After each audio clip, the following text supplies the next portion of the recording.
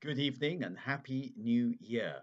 I've been away on holiday, and that's why you haven't heard from me, if you were hoping to hear from me, that is, since Christmas. Now, we're in the second book of the Kings, and this is our 112th walking tour step in our walking tour through the Bible. And I propose to march steadily on through the second book of the Kings until we get to chapter 9. The first 8 chapters are all about Elisha and various stories to do with Elisha and various happenings, wars, and so on between the kings of Israel and Judah and other kings. But I want to talk about chapters 9 and 11, which deals with, 9 and 10, which deals with the coup, as we can call it. Now, in the history of Israel, we've already had two coups already. That is to say, the kings of Israel have been murdered by army officers who've then set themselves up as a dynasty. One of these was obviously Omri, the father of Ahab and the grandfather of Ahab's children. And he set himself up in a dynasty that lasted for 3 generations. But this dynasty is now going to be brought crashing down to the ground. Now, one of Ahab's sons has already become king, but has died without children. He fell off his balcony. And now Jehoram is king of Israel. And Jehoram is wounded at home in Jezreel when what happens is Jehu is anointed as king by one of the prophets. Now, this idea of anointing somebody as king is something we've met before. You might remember King Saul was just an ordinary chap who was anointed as king by Samuel. King David was just an ordinary teenager who was anointed as king by Samuel. And now Jehu is anointed with a flask of oil, and he is commissioned to overthrow the house of Omri, the house of Ahab, and indeed not just overthrow the house of Omri, Ahab, as we'll see. And his job, given to him by the Lord, is to extirpate, root and branch, the entire family of Ahab. And the crime of Ahab is, of course, to worship Baal. And the other crime of Ahab, in particular, was the murder, the judicial murder of Naboth of Jezreel. And the whirligig of time brings in all its revenges. The author takes great pleasure in telling us that the justice is done in the very place where injustice had been done, in the very place where Naboth had been put to death. This is where the house of Ahab meets its end. The massacre is really quite blood-curdlingly awful because it's not just a regime change, it's a wholesale massacre of everybody connected to Ahab. It's cruel, it's bloody, it's frightening, and it's reminiscent of certain of the things that happen in the modern Middle East today. For example, you might remember, if you can, back in the 1950s, the coup in Iraq, in which the Queen Mother was murdered, the regent was murdered, and I think also the young king was murdered, King Faisal of Iraq. That was carried out by, I think, the Ba'ath Party. And then, of course, you might remember what happened to the Ba'ath Party later on, thanks to the Americans. Saddam Hussein and both his sons are dead. And indeed, Saddam Hussein had killed quite a few family members of his own and other people's families as well. This idea of this bloody regime change is a constant in human history. Again, it happened, if you remember, when Caligula was murdered. Not only was his wife, Caesonia, murdered, but his daughter, who was quite small, picked up by the ankles and whacked against a pillar till her brains came out. It's that sort of thing. So what happens is Jehu is proclaimed king by his friends, his fellow officers, and he rides up to to um, Jezreel, and they see him coming, and they wonder what's happening, and you have this build up. A messenger is sent. The messenger says it's all well. Jehu says, "Fall in behind me." The second messenger comes, and eventually the king gets onto his chariot and goes and challenges Jehu, and Jehu accuses him of all the bad things he's done, and then shoots him in the back. And then the king of Israel, who is king of Judah, sorry, who is with the king of Israel, and who is also the king of Israel's nephew, he is shot as he flees the scene, and he later dies of his wounds. So Jehu kills two kings in one day. He kills the son of Ahab, and he also kills the great-grandson of Ahab, might have been grandson of Ahab. Having done that, he then goes into Jezreel, where he is confronted by Jezebel, who by this time must be quite an old lady, who meets him at the window of the royal palace and says, "Is it well with you? How did it go with Zimri after killing his master?" She upbraids him. Zimri was another army officer who killed the king and then himself was overthrown 8 years later. And he says, "Throw her down." And she is thrown out of the window. She is defenestrated. He rides his horse over her.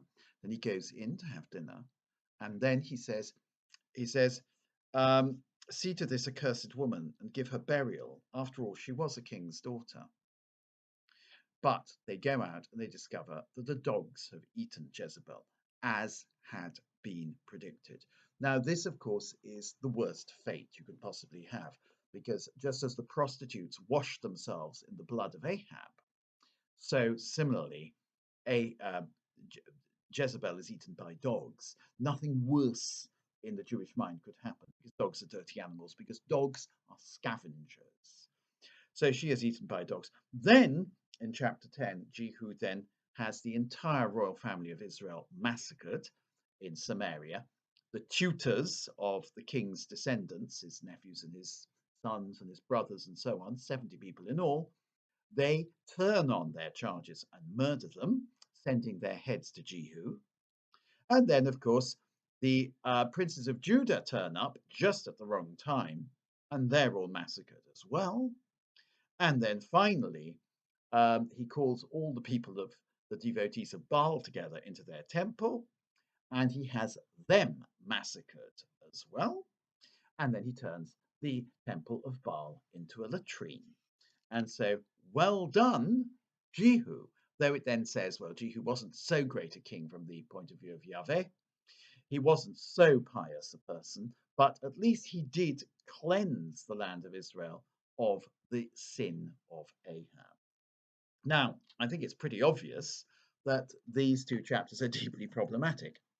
A whole load of people get murdered, including the children of the king, the descendants of Ahab, some of whom might have been small boys, and they are completely innocent.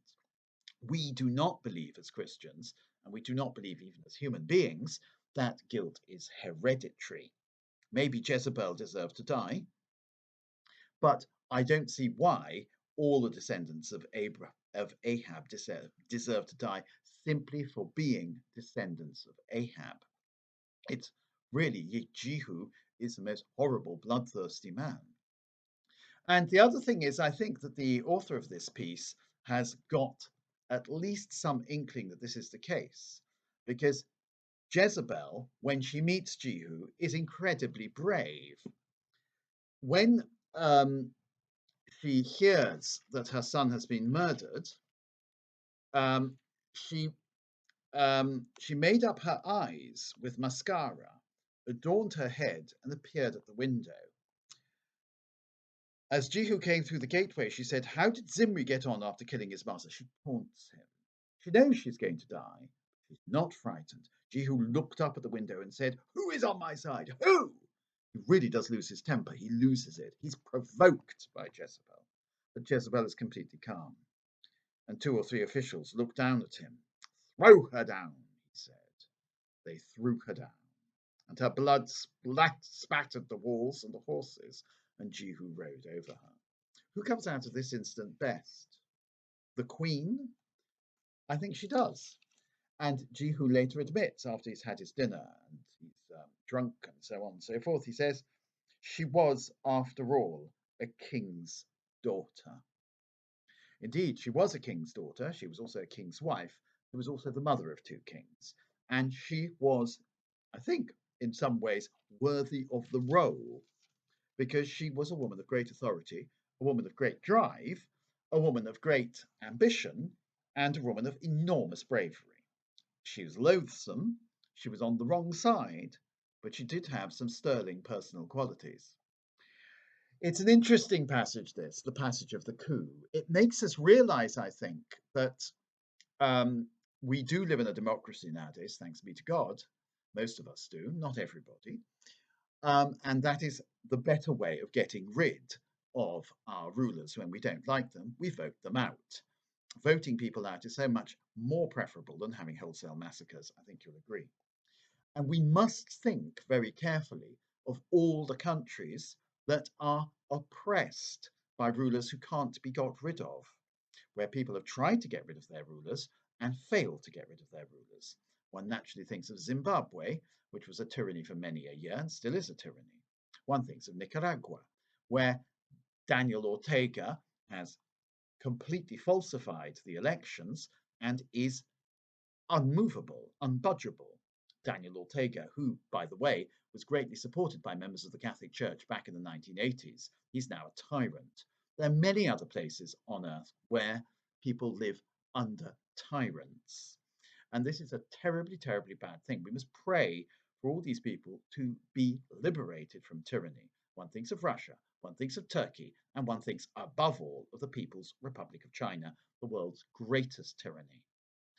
Jezebel isn't a tyrant in that sense. She's a politician. She's somebody who does actually have a set of beliefs. She's gone now. She's thrown out of the window.